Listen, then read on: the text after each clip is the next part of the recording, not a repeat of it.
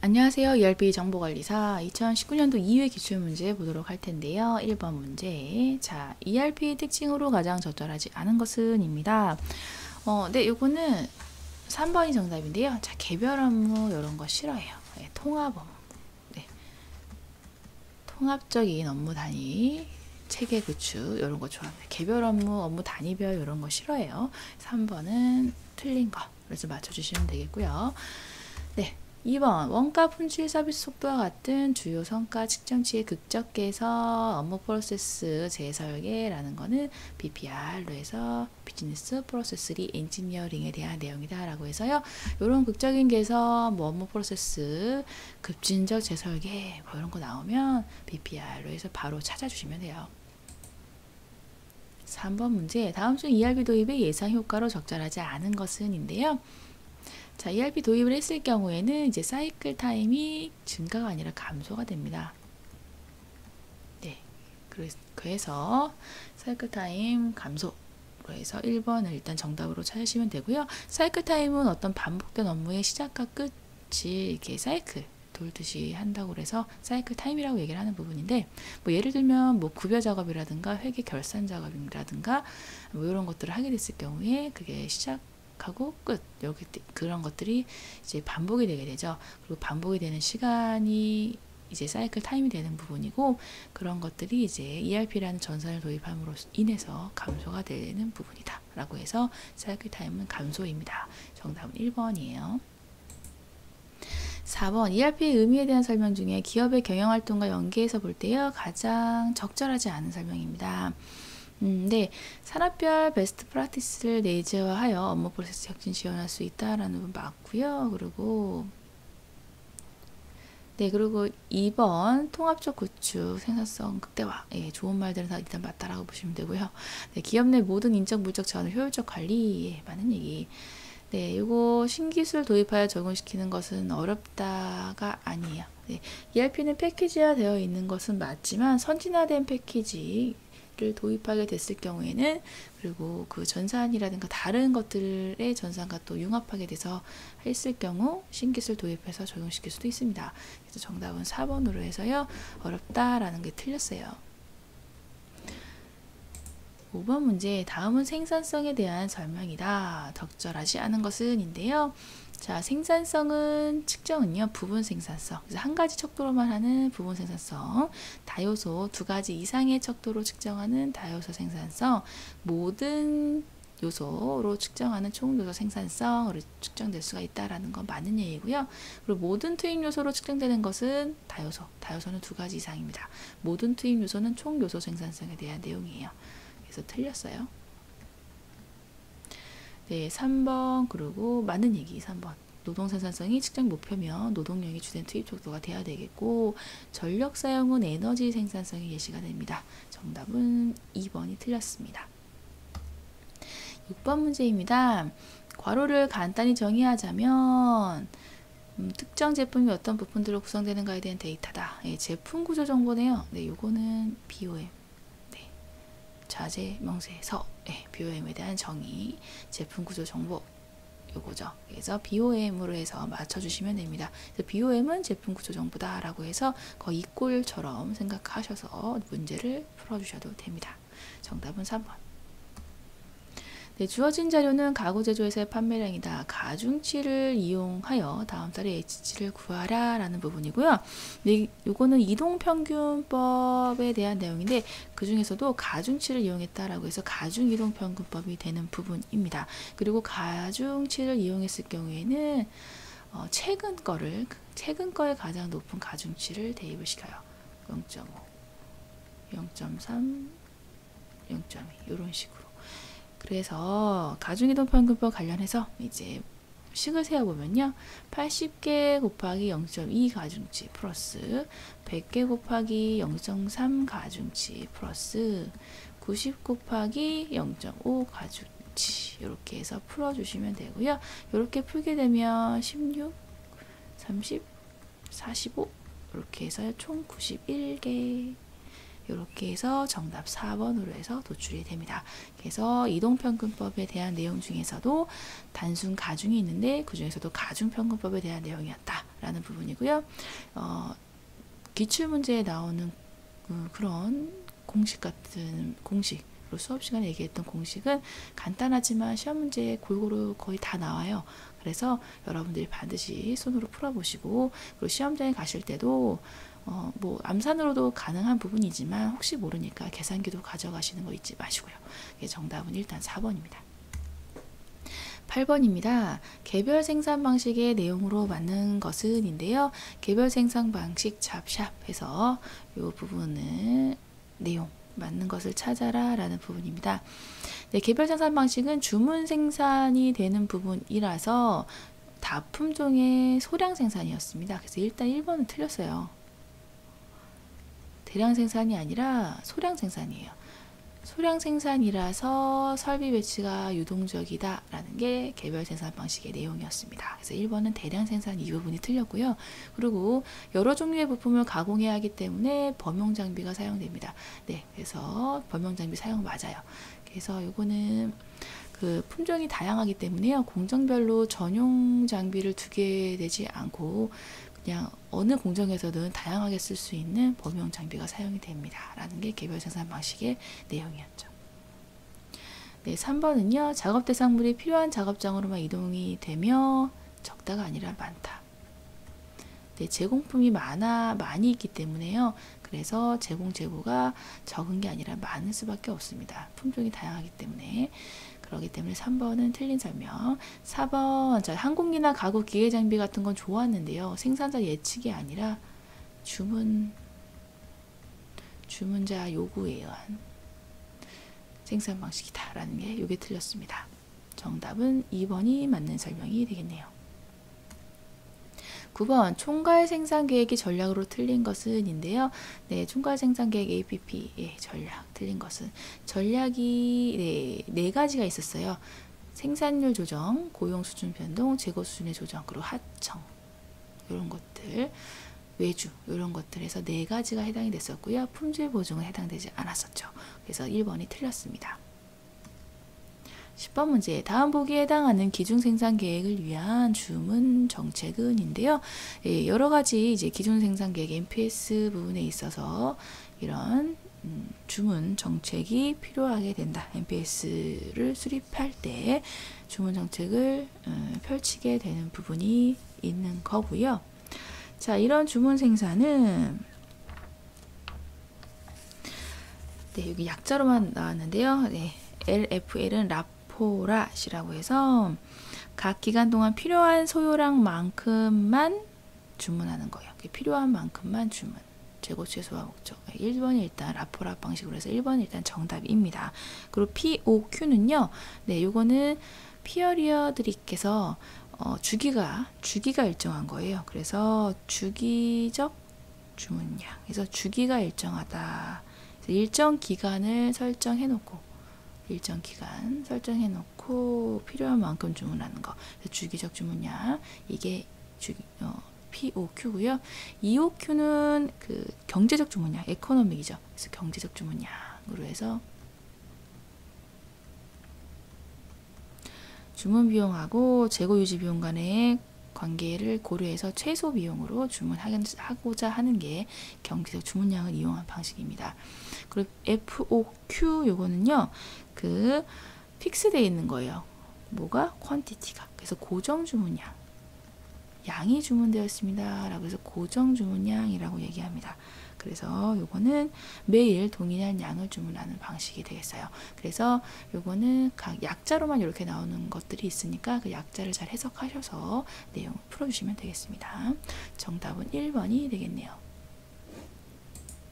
11번 문제입니다. 다음 보기에 보기가 설명하는 공정계획은 무엇인가 라는 부분인데요. 자, 공정계획에 대한 내용들 이렇게 있었고 그 중에 보기에 있는 내용 살펴보도록 하면 자, 특정 제품을 만드는데 필요한 공정의 순서, 공정의 순서, 이제 포인트 되는 용어들 막 나오죠. 공정의 순서, 그리고 작업의 순서, 그리고 표준 시간, 장소를 결정하고 할당한다, 원가 계산식 기초자를 활용한다. 네, 이런 것들 어디 있었냐면은 요건 절차 계획에서 했던 내용들이었습니다. 그래서 공정 계획, 이 절차 계획에 대한 내용들이었고요. 네, 그리고 이제 공수 계획에서 부하 계획과 능력 계획을 계획했었습니다. 공수계획에서 했던 건 현 인원과 기계 설비 능력 양자를 조정하는 거였죠. 그렇기 때문에 부하 계획, 능력 계획을 조정하게 됐던 게 공수계획에 해당되는 내용이었습니다. 그래서 일정 계획 같은 경우는 그 절차 계획과 공수계획의 내용을 기초를 두고요. 그 생산에 필요한 원재료 조달이라든가 생산까지 완제품이 만들어지기까지 모든 작업을 구체적으로 할당하는 그런 스케줄링하는 것들이 일정 계획에 해당이 되는 부분입니다. 그래서 대일정 계획, 뭐 중일정 계획, 소일정 계획 이런 것들이 있었죠. 그래서 정답은 4번이 일단 보기에 해당되는 내용이고요. 공정 계획에서는 절차 계획, 공수 계획, 일정 계획 이런 것들이 있었다라는 걸로 해서 여러분들 이것도 같이 기억을 해주시면 더 좋겠습니다. 12번 문제입니다. 공정 분석에서 분류하는 공정으로 틀린 것은 인데요. 네, 가공 공정으로 해서 가장 기본이 되는 공정이 가공 공정이었습니다. 그래서 동그라미로 표현이 됐었고요. 기호로. 그리고 운반 공정 같은 경우는 옮겨가는 거기 때문에 이렇게 화살표로 표시가 됐었어요. 그리고 검사 공정 같은 경우는 양을 검사하는 건 박스 같은 형식의 네모, 그리고 품질을 검사하는 건 이제 다이아몬드 생각하라고 했었죠. 다이아몬드 같은 다이아몬드 품질 검사하는 거 생각해라 라고 했던 게 품질 검사였습니다. 그리고 생산 공정은 없어요. 생산 공정 없어요. 일단 4번이 정답이고요. 그거 말고 정체 공정이 있었죠. 정체 공정.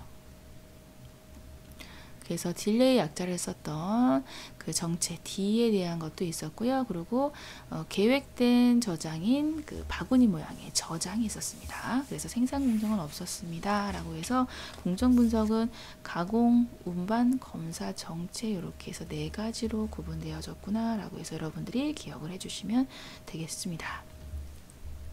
네, 다음으로는 13번 문제입니다. 자, 자동차 제조 작업장의 출근율이 90%고요. 작업에 소요되는 간접 작업들이 20%이면 가동률이 얼마인가 라는 부분이고요. 네, 이것도 이제 간단한 공식에 이제 대입을 할 겁니다. 네, 가동률은요. 출근율 곱하기 1 마이너스 간접 작업률이었어요. 요게 가동률의 공식이었습니다. 그냥 대입하시면 돼요. 어렵게 나오지 않습니다. 0.9 곱하기 1 마이너스 0.2 네, 이렇게 해서 네, 그러면 0.72가 나오고요. 여기다가 이제 곱하기 100 하면 퍼센테이지로 되니까 곱하기 100 하면 네, 72% 이렇게 해서 3번으로 푸시면 되는 문제가 되겠습니다. 14번 문제네요. 네, 다음 보기에 해당하는 것은 자, 계획된 실제 작업량을요. 작업 일정이나 시간으로 견주어 가로선으로 표시한다. 그래서 계획과 통제 기능을 동시에 수행하는 전통적인 일정 관리입니다. 라는 거에서 네, 요거는 바로 간트 차트에 대한 내용이구나 라고 해서 알아봐 주시면 되겠습니다. 네, 이렇게 해서 해주시면 되겠고요. 간트 차트 같은 경우는 뭐 보통 이제 이런 형식으로 가로선으로 표시가 됩니다. 그래서 뭐 1월, 2월, 3월, 뭐 1월, 2월, 3월, 3월, 4월, 4월 이렇게 됐을 때 뭐 A라는 것은 뭐 언제부터 언제까지 되었고 완료는 어떻게 되었다. 뭐 이런 식으로 해서 표현을 하는 부분들이었죠. 그래서 이런 간트 차트는 이제 간단하게 B라는 작업은 뭐 A 작업 끝나고 시작하고 3월까지 한다. 완료는 이 정도 50% 됐다. 뭐 이런 식으로 표시하게 된다라는 거 이런 것들 100 됐습니다. 뭐 이렇게 가로선으로 표시하게 됩니다. 그래서 계획도 알 수 있고요. 그 완성도가 얼마나 되었는지에 따라서 통제도 할 수가 있다라는 부분으로 해서 그렇게 생각하시면 되겠습니다. 라인 밸런싱 같은 경우는 이제 작업장의 능력 이상의 부하가 발생하는 곳인 경우 이제 공정이 늦어지는 곳이 이제 에러 공정이라고 얘기하는데요. 그런 에러 공정의 그런 것을 해결하기 위한 밸런싱을 맞추기 위한 게 라인 밸런싱이라고 보시면 되겠습니다. 네, 그렇게 해서 이제 다른 것들은 그 정도만 보고 넘어가시면 되겠습니다. 15번 문제예요. 자, 다음 보기에 해당하는 용어는 작업장의 능력 이상의 부하가 적용이 돼요. 바로 말씀드렸던 분 바로 나왔네요. 전체 공정의 흐름을 막고 있는 거, 병목 현상, 전체 라인의 생산 속도를 좌우하는 작업장. 에로 공정입니다. 에로 공정. 네, 정답은 2번으로 바로 골라주시면 되겠습니다. 16번 문제 정돈의 내용으로 틀린 것은 입니다. 라는 부분이고요. 네, 정돈은 이제 OS 관련돼서 해당됐던 내용이 되겠고요. OS에 해당됐던 것들은 이제 이런 것들이 있었습니다. 정리, 정돈, 네, 청소, 청결, 이제 마음가짐, 이렇게 5가지가 이제 OS에 대한 내용이고요. 이거는 이제 발음상, 일본어 발음상 이제 S로 시작을 하는 거라서 이제 OS라고 얘기를 하게 된 겁니다. 그 JIT, 적시생산 관련된 것과 같이 나왔던 부분이 되겠고요. 자, 정리, 그 중에서 정돈을 찾으라는 거, 요거에 해당되는 부분입니다. 그 정리, 네. 1번부터 보시면 필요한 물품을 즉시 끄집어낼 수 있도록 만든다라는 거, 네, 요거 정돈에 대한 내용이 맞고요. 이런 필요한 물품을 즉시 끌어낼 수 있도록 하기 위해서는 자, 정의치. 필요한 물품을 사용 빈도에 맞게 정의치로 두게 되면 바로 즉시 끄집어낼 수가 있겠죠. 그래서 정의치 표시로 목적에 맞게 고려를 해 놓습니다. 사용 빈도에 맞게 한다라는 걸로 해서, 그래서 사용 빈도에 맞게 놓는 장소를 정해서 표시하여 목적을 고려해서 놓는 방법을 이제 표준화를 하게 됩니다라는 게 정돈에 대한 내용이 되겠습니다. 그래서 1번, 3번 내용이 맞는 내용이 되겠습니다. 네, 그렇게 해서 보시면 되고요. 4번, 불필요한 물품을 구분하여 처분한다. 불필요한 물품은 처분한다 라는 부분은 이제 정리, 요게 정리에 관한 내용이 돼요. 그래서 정리는 포커스가 불필요한 물품을 처분한다 라는 걸로 해서 여러분들이 포커스 용어는 여기서 잡아주시면 되는 부분이고요. 요거는 현장에 존재하는 불필요한 물품을 직장에 이제 직장을 그만큼 이제 협소하게 만들겠죠. 불필요한 게 많게 되면. 그렇기 때문에 좀 비능률화되게 된다라는 겁니다. 그리고 재해가 발생할 수 있고요. 그래서 비능률과 재해를 방지하기 위한 목적, 그래서 처분하는 거, 그게 정리가 되겠습니다. 정리는 이렇게 보시면 되고요. 정도는 1, 2, 3번에 대한 내용이 되겠고, 그 외에 청소 같은 경우는요, 자, 먼지나 더러움을 없애서 직장이나 설비를 깨끗한 상태로 만든다라는 게 청소입니다. 먼지 더러움을 없애서 깨끗한 상태로 만든다라는 거. 그래서 요거는 이제 설비에 이물 혼입이 들어가는 것들도 방지할 수가 있고요. 이제 그런 불량, 측정 오차 같은 것도 방지할 수가 있는 목적이 있습니다. 그게 청소에 대한 내용이 되겠고요. 자, 청결은요, 직장을 위생적으로 하여 작업 환경을 향상시킨다라는 거, 이게 청결입니다. 그래서 위생적으로 해서 작업 환경을 향상시킨다라는 걸로 해서 해석하시고 되고요. 자, 정리정돈 청소, 이거 3S라고 하는데요. 3S를 유지하는 게 청결에 해당되는 내용이 됩니다. 그래서 이 정도 기억을 해주시면 되겠고요. 마음가짐인데요. 네, 요거는 자, 정리정돈 청소 청결 요거를 또 4S라고도 표현을 해요. 그래서 요거를 실시를 하고 사내에서 결정된 사항이 나오게 되면 그 표준을 준수하고요. 이런 4S를 지키기 위한 그런 태도를 몸에 익힌다라는 게 마음가짐이 됩니다. 그래서 OS에 대한 내용은 이렇게 정리를 해주시면 좋겠습니다. 정답은 여튼 4번이었습니다. 17번 문제. 다음 중 재고 비용을 옳게 나타낸 것은 인데요. 네, 재고 관련된 비용이 이제 여러 가지가 있었는데, 자, 구매 발주 비용이 있었고, 그리고 생산 준비 비용, 그리고 재고 유지 비용 뭐 이런 것들 이런 것들이 있었습니다. 품절 비용도 해당이 되는 부분들이었고요.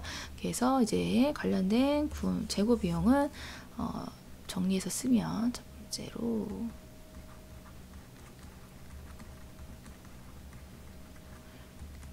그리고 생산 준비 비용, 네, 그리고 3번 재고 유지비, 예, 이렇게 있습니다. 네, 이렇게 해서 보시면 되고, 네, 세 가지로 일단 보시면 되고요. 네. 그 구매 발주 비용 같은 경우는 이제 구매를 하고 이제 발주를 하게 되는 부분이기 때문에 이제 주문과 관련된 비용이겠죠. 그래서 뭐 주문하겠습니다라는 뭐 무역 같은 경우는 신용장 같은 거 개설하거나 뭐 그리고 통신료 이런 것들, 그리고 뭐 물품을 수송하거나 하역하거나 뭐 입고되는 비용들, 그리고 검사 통관 이런 것들 다 구매 발주 비용에 해당이 된다라고 보시면 되겠고요. 생산 준비 비용 같은 경우는 이제 생산과 관련된 거, 그리고 생산을 하기 위해 준비되는 비용들이라고 보시면 돼요. 그래서 요거는 준비 시간 중에 기계가 쉬거나 그런 사람, 준비 요원이 사람이라고 했을 때 준비 요원의 그 직접 노무비라든가 그 사람들이 사용하는 사무 처리비 이런 것들이 다 해당이 됩니다. 네, 그리고 이제 생산 공정이 변경되거나 기계 공구도 이제 교환할 수가 있겠죠. 그래서 기계 공구, 교환 이런 것들도 해당이 되겠습니다. 교환, 기계 공구, 교환 이런 것들. 또 이제 생산 비용, 그리고 생산에 필요한 준비 비용에 해당이 되겠습니다. 네, 그리고 재고 유지 비용 같은 경우는요, 네, 이제 자본 비용. 그래서 자본 비용은 재고 자산에 투입된 그런 재고 자산을 구입하거나 이런 것들에 의해서 투입된 그런 자금의 이자 같은 거가 있을 수 있겠죠. 그런 것들은 이제 자본 비용으로 보시면 되고요. 보관 비용은 이제 창고를 임대해서 했을 경우 창고 임대료라든가, 그리고 뭐 경비, 유지 경비도 필요하겠죠. 유지 경비도 필요할 거고요. 보관료도 필요할 거고, 보험료도 필요하고요. 뭐 관련된 세금들도 낼 수가 있겠죠. 세금 이런 것들이 있을 수가 있다. 그리고 재고 감손비인데요. 재고 감손비는 이제 보관 중에 도난당했거나 변질됐거나 진부화됐을 경우는 이런 것들도 재고를 유지하면서 발생되는 비용이라고 보기 때문에 재고 감손비도 포함이 됩니다. 그래서 이렇게 해서 재고 비용에 대해서는 이렇게 크게 세 가지로 봤고요. 품절 비용도 재고 비용 크게 광의적 의미로는 들어가겠지만 일단 협의적인 의미, 재고 비용의 분류 안에는 품절 비용으로는 딱히 들어가는 부분이 없기도 하고, 재고 자산에 투입된 자금의 금리는 재고 유지 비용에 해당이 되기 때문에요. 1번은 아니다 라고 해서 틀리다 라고 보시면 되겠습니다. 구매 발주 비용은 이게 맞네요. 2번이 맞고요. 3번 생산 준비 비용은 창고 임대료 아니죠. 이것도 재고 유지비죠. 검사 시험비 통관료 유지비 아니고요. 이거 구매 발주 비용이네요. 정답은 2번이 되겠습니다. 18번 문제입니다. 다음 중 재고 관련 총 비용의 합이 최소가 되는 거. 네. 재고 관련 총 비용의 합이 최소가 되는 부분, 이거는 경제적 주문량 EOQ에 대한 내용이었습니다. 재고 관련 총 비용 최소화되는 최적 주문량을 결정하는 모형이 경제적 주문량이었죠. 그래서 이제 재고 유지비랑 주문 비용 부분을 다 고려했던 게 여기였습니다. 정답은 2번.